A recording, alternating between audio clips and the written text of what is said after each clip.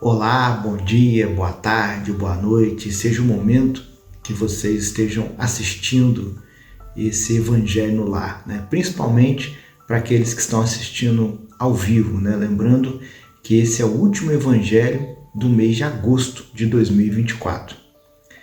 E o tema dessa noite foi julgamento. Mas lembrando sempre que o nosso Centro Espírita Capitão Vendramini está sempre de portas abertas aos domingos nas palestras públicas, onde também tem passe individual, sempre ao final das palestras. E toda terça-feira, como hoje, temos nosso Evangelho no Lar, sempre às 19 horas, no nosso canal do YouTube. Então, antes da gente começar com o tema dessa noite, vamos fechar os nossos olhos, elevar nossos pensamentos, os nossos sentimentos em prece. Deus Pai de infinito amor e misericórdia, que o Senhor possa nos permitir estarmos aqui reunidos online, nesse canal do YouTube, que possamos levar, através dessa mensagem, muita paz, muito amor e muita compreensão. Dai-nos então a permissão de iniciar o Evangelho online desse último dia do mês de agosto. Que assim seja. Bom, o tema hoje é julgamento. Para isso, nós vamos ler algumas partes aqui do Evangelho, 3 partes, e depois algum comentário rápido. Vamos começar lá no capítulo 5, Bem-aventurados os aflitos. Lá de Mateus, capítulo 5, versículos de 4, 6 e 10. Bem-aventurados os que choram, porque serão consolados.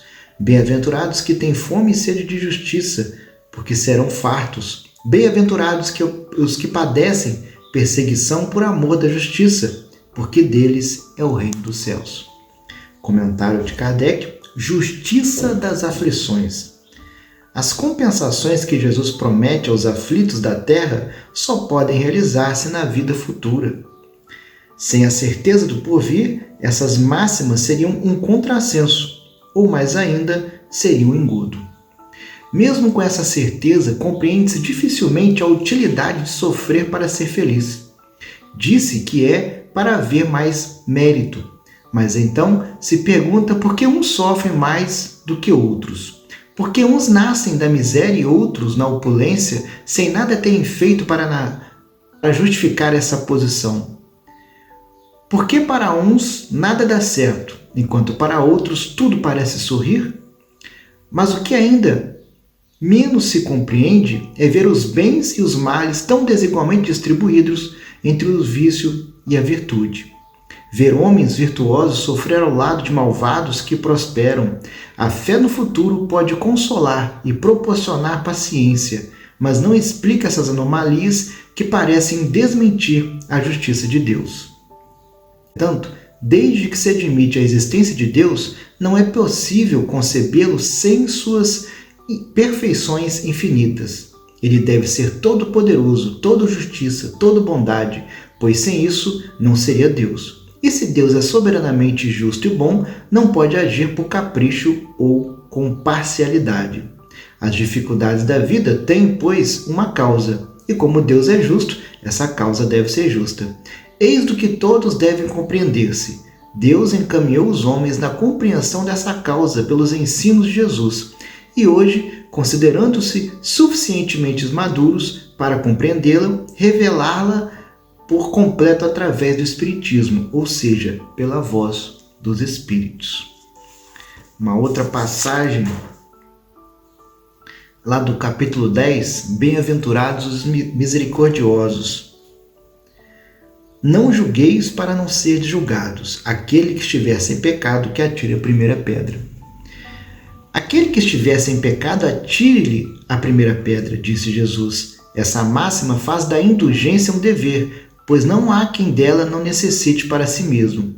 Ensina que não devemos julgar os outros mais severamente do que nós julgamos a nós mesmos, nem condenar os outros o que nos desculpamos em nós. Antes de reprovar uma falta de alguém, consideremos se a mesma reprovação não nos pode ser aplicada.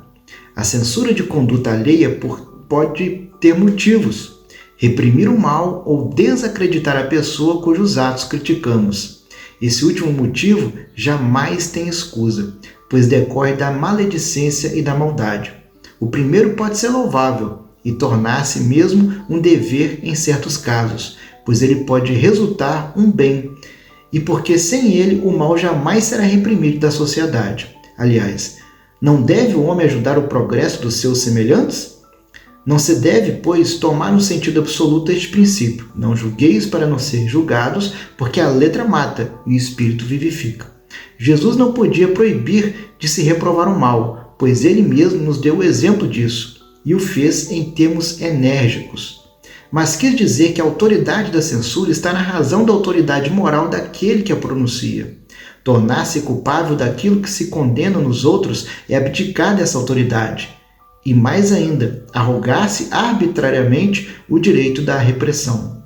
A consciência íntima, de resto, recusa qualquer respeito e toda submissão voluntária àquele que, em virtude de algum poder, viola as leis e os princípios que está encarregado de aplicar. A única autoridade legítima aos olhos de Deus é a que se apoia no bom exemplo. É o que resulta, evidentemente, das palavras de Jesus. E, uma última passagem, do capítulo 18, muitos os chamados e poucos os escolhidos. A quem muito foi dado, muito será pedido. Estas máximas encontram sobretudo a sua aplicação nos ensinamentos dos Espíritos. Quem quer que conheça os preceitos do Cristo é seguramente culpado se não os praticar. Mas além de não ser suficientemente difundido o evangelho que os contém, senão entre as seitas cristãs, mesmo entre estas, quantas pessoas existem que não a leem? E entre as que leem, quantas não as compreendem? Disso resulta que as próprias palavras de Jesus ficam perdidas para a maioria. O ensinamento dos Espíritos, que reproduz essas máximas sob diferentes formas, que as desenvolve e comenta, pondo-as ao alcance de todos, tem isso de particular, ou seja, não é circunscrito. Assim, todos, letrados ou não, crentes ou descrentes, cristãos ou não cristãos, podem recebê-lo, pois os Espíritos se comunicam por toda a parte.